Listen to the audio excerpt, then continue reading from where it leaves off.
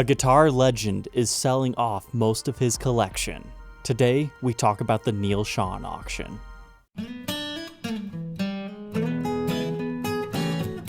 Welcome back, troglodytes, to your daily dose of guitar information, the Trogly's Guitar Show. That's right, Journey's guitarist Neal Schon is auctioning off a whole bunch of guitars out of his personal collection. Some of them iconic because of his use of them over the years. Other ones, they're just vintage guitars that are worth a whole bunch of money. I can't go through all of them today, but you're welcome to check them out at Heritage Auctions. But let's at least get the highlights and the ones that I think are the coolest. First off, the crown jewel of this entire collection, as people are calling it, the one that's getting the most media attention anyways, is the one that he used on the song Don't Stop Believin', and on so many recordings throughout the years and albums and all that.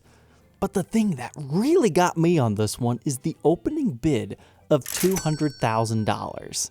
Now granted, I was not even born at the time that this song came out, but I still felt the power of it even years later. This is one of the most iconic Journey songs. Even just saying those words, running through my head right now is the guitar solo of that song, and that's this particular instrument. But we gotta be realistic here, people. This is a 1977 Gibson Les Paul in an ebony finish. People tend to talk down about the 70s era of Gibson. It's getting a lot more love lately, but $200,000 opening bid? That is relying a lot on the pedigree of this instrument. But there's a few other things that you might not have known about this. First off, he claims this was the first ever Les Paul to ever be retrofitted with one of the brand new Floyd Rose systems at the time. I don't... Can you really prove that? It might have been the first, most well-known example, and what later birthed his own signature guitar and what eventually became the Les Paul Access. Neal is still a little bit salty that Gibson kind of indirectly stole that idea from him, and now a lot of people think Alex Lifeson's signature guitar is the one that started it all for that. But no, it was actually Neal Schon. These are very rare guitars, and we're talking really expensive, $8,000 to $15,000, depending on color and things like that. I would love to document one of these one day. This is a beautiful gold top. It's got the sustainer system in it. It's got the stock Floyd Rose, a modified control layout right here for volume swells, interesting inlays. And the thing that always drew me to this particular one is the strange inlay on the headstock. It's kind of just a modified version of a Gibson Les Paul Custom. It would not surprise me to see another run of these come out of Gibson very soon, because I was actually watching one of Neal's live streams during the whole shutdown, and he was trying to gauge interest in doing another run, and with the way Gibson is today, I could see it happening. They're very interested right now in repairing broken relationships. So who knows, maybe this will happen, maybe not, maybe this is just in the past, but they are very rare guitars. But anyways, the other thing I did not know about is, just looking at this, you're probably thinking, hey, that's a Les Paul Standard. No, it's a Les Paul Pro. Now, the Pros have a very bad reputation of being ridiculously heavy. I had one once, and it was one of the worst guitars that I've actually had from the Norlin era. It was a boat anchor. It had no tone to it at all. It was one of those guitars that I was not sad to see it go. But this is what it would have originally looked like. The full-on title is actually called a Les Paul Pro Deluxe. So what made it a Pro is the fact that it came stock with P90 pickups, which is normally a good thing, but something about these, the one I had was just not any good. So instead of the mini humbuckers, you've got the P90 pickups, but the biggest difference on these, besides the truss rod cover saying Pro instead of Deluxe, comes down to the fretboard. It's ebony stock. And it's not just for the ebony colored ones. There's also an ebony fretboard on the Sunburst. You can find a really rare gold top. In fact, this is the most desirable color, and you almost never see it show up. I could easily see it selling for double what people are asking on these other ones. I think in my entire time of looking, I don't believe I've ever seen one surface. But anyways, now I see people asking a huge premium for their Pro Deluxes, now that it's been kind of publicized that that's what this initially was. It was just not only routed out for the Floyd Rose, but also routed out for the humbuckers. And on the back, you can see all the additional routes that also had to be made. The locking nut had to be drilled straight through to be installed. They had to put the sustainer systems in here. He had a Ferrari sticker on the back and all routed out for the Floyd Rose. I'm surprised he didn't go as far as shaving a belly cut in there. This poor guitar, it was so experimented on, but it became a thing of wonders and used on a very popular album. So at the end of the day, this relatively unsung Norlin era model that doesn't have the best reputation is now projected to sell for at least $250,000. I don't know about this one. I mean, I get the premium, and I understand there's guys like Mr. Irsay out there that just buy up all the signature celebrity guitars. I think that's optimistic. But I guess I'll be proven wrong here in about 3 weeks when it sells for $1 million. But this might just very well be the most expensive Norlin era guitar to ever sell at auction. Only time will tell for this guitar. It's certainly iconic, but how much is that iconicness worth to someone? We'll find out. So that's the crown jewel, but let's see, what else does he got going on here? A 53 Gibson Les Paul Custom. Doesn't look like he's doing too much on that. Current bid, $9,000. That one's cheap. But you got to remember, you got buyer's premium. I'm glad that they actually include that right here, so it's easy to know what you're going to bid. What is wrong with this one? Honestly, it just looks like it was played, relatively taken care of. I can see there's a refret, but you kind of have to refret those because of the super fretless wonder frets. Oh, and this is one of those short headstock ones. Sometimes these will show up on forums and people will be like, did something happen to my Les Paul Custom? Like, is it a strange headstock repair where they took wood out? No, there's some of them that just have these tiny little headstocks with their truss rod covers covering up stuff. Yeah, I don't see anything too wrong with that. I bet it'll reach around $25,000, $30,000. We've got a beautiful 1955 gold top here. I mean, when I told you there were vintage guitars in this, I mean, he had a whole bunch of them. I mean, here's a 57 gold top with the rare black plastics. He even had some arch tops in here with an ES-175 in kind of an aged natural with the humbucker pickups. And then down here, you have the P90 version. And whoa, what's with this? A 57 in black? Factory black? This isn't the black burst that got refinished. That is real. I didn't understand that that was even a thing. I can see why he purchased this one. It kind of looks like his Pro Deluxe back when it was brand new. I'm not a big fan of ebony finishes stock from the factory brand new, but on vintage guitars, they just look right. Something about the aging and patina of them just brings them to life.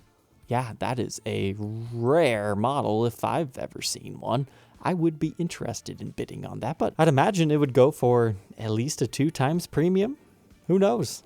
57 all black. Cool. And of course he has a regular 57 gold top in there too. And a 58. And don't forget about his 58 335. I mean, he just had all the good stuff here, including a burst. Let's take a look at this. So opening bid $175,000 with buyer's premium. That puts it right up to market value. But this looks pretty nice. I mean, it's worn, but oh. It looks great at that angle. You can tell it's been refretted with some jumbo frets there. That is a good looking burst. I could see some people fighting over this because there is hey, Neal Schon used to own this premium too. What do you guys think? 400,000? Maybe. Seems to have lost its Les Paul silkscreen at some point. That's a nice one. What's the story? Oh, I've heard of that one before. So not only is this currently celebrity owned, it was previously celebrity owned and used, and it's made a name for itself. It'll be interesting to watch that one. Next up, we got a Birdland. That looks nice. Another 335 with a Switchmaster. Cool. And if one burst wasn't enough, here's another one. More of a lemon burst. Not my favorite, but it's got a nice top to it as well. Lightly flamed, like not tiny flames. I mean, this would actually probably look really good in person. It's like a mix between a plain top and a heavily figured one. I like the more wavy wood grain flame, so this one works for me. It's just a mix between heavily flamed, plain top, and lightly figured super wide flames. I can see why he would have purchased this. I wasn't a big fan at first, But now seeing the side angle profiles, that works.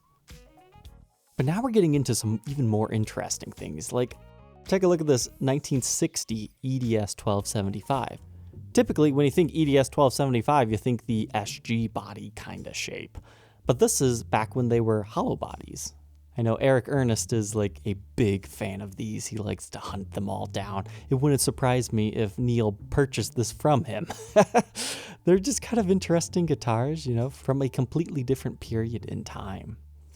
Still a 12-string and a 6-string combined. Sometimes you can find other variations. Looks like somebody might have modified this one with Grovers. Yep, I can see that there. But a cool guitar nonetheless. And it's currently bidding at opening price $35,000.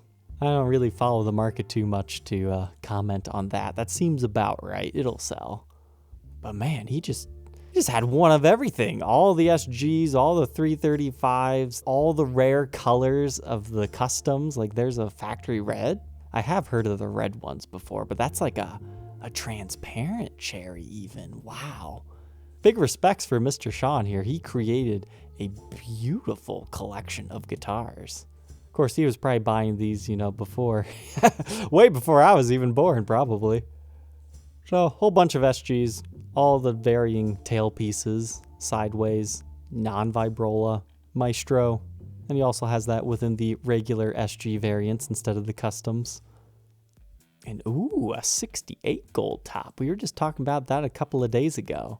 Unfortunately, not one of the crown tops, as I want to call them now, but still a beautiful 68. Man, Heritage Auctions, you guys, you know how to take some nice photos of these. I think it's Dave's Guitars that takes similar photos to these, where it just really brings out the best colors and the contours of the body, that brings all the different shades and hues into play. That's a nice one. Small headstock. No volute dark back. Cool. Weren't most of them light? Yeah, they say somewhat rare dark back 68 gold top. You know, if I can't have a crown top, I'm going to have a dark back. That's actually a really good price. My secret maximum bid, $16,000. Hey, and speaking of the Neal Schon guitars, he's got one for sale. $10,000 on a prototype. I don't believe the production runs had binding. It's a gold top. It appears to actually have some wear and tear. Maybe it was a factory aged, either that or he played it. Okay, so this is before he went with the crazy looking whatever he calls it up here, and he just had a Les Paul model. I'm glad this one stayed a prototype because I'm not a big fan of bound headstocks on standard styled Les Pauls. Yeah, I mean, everything's different about this. This kind of reminds me of the Les Paul long scale because that's before he even thought of the inlays on the neck. So this is more so a standard, whereas his other one was more so like a custom, but it had some elements of a standard. Interesting. Whoa, and that's even before the heel cutaway, making it like a Les Paul Access. You know, the model that came about in the future. Whew. I could see that selling for $30,000 if it had the right marketing package behind it. I think people are going to gloss over this, though, because they're going to be so blinded by science of the 50s. That pretty well wraps it up for the Gibson side of things. I'm not quite sure why these PRSs are within my Gibson search. But he also had a whole bunch of Fenders. Here's a Broadcaster, which is a beautiful guitar. A no-caster, because if you have a Broadcaster, you need a no-caster. Not just one no-caster, two. And then we move on to the 51 Blackguard Telly. He's just got all the variants, and in all the colors. What a fantastic looking collection that he's got here. I'm curious what kind of custom colors he's got going on here, though. Like, I see a Fiesta Red. That's pretty cool. Really like that dark sunburst on that. Oh man, he's just gonna have every custom color of every model, isn't he? Fiesta Red Jaguar. Even on a 64 Telly? Nice. And a Jazzmaster with matching headstock. And a what? I've heard about these, but I don't think I've seen one. A Carina-bodied Stratocaster. Doesn't the story go that Leo Fender is like, oh, I've got some Carina here, might as well make a handful of guitars, and then they become collector's pieces later on. Man, that's a beautiful vintage headstock. I guess the fact that it's kind of beat up is cool for the Carina body because then you can see it coming through. Metallic copper. I don't think I've heard of that. Oh, and would you look at that? Even a Starcaster from the 70s. It seems most of his guitars are true vintage, except for, his main workhorses. So as far as the Fender offerings, he had quite a bit here. Pretty much all custom colors too, and just really cool normal finishes. Now I guess it's possible these might not have all been his guitars because it seems like they might have been paired up with someone else. So if I'm wrong about that, I'm sorry, but it seems logical that a rock star would own all these guitars. But there's a little more than 100 instruments here. You can check them out. They have videos on a lot of these where they spin them around. So I'll let you check out some of these PRSs there, as well as some of his, it looks like his own name brand. He's even got a couple of acoustics here and a classical. But I've selected 4 of them here to end out today's episode. Starting with this, the Melobar. It's like a Flying V meets the Melobar technology. Now this photo might be just destroying your brain right now, so let's go ahead and switch over to video.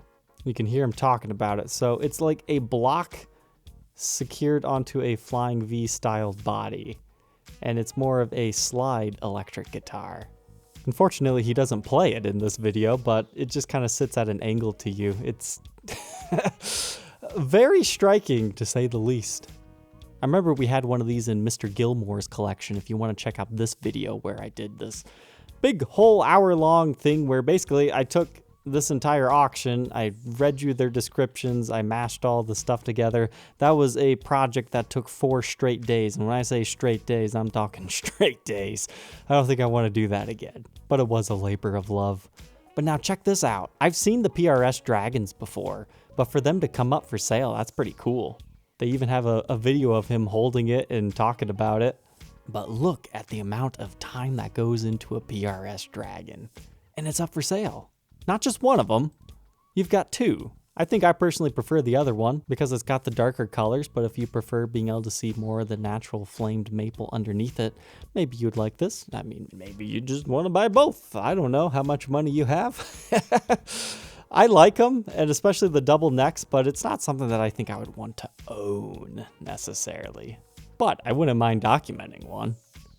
And we'll end today off with this Ibanez double neck model.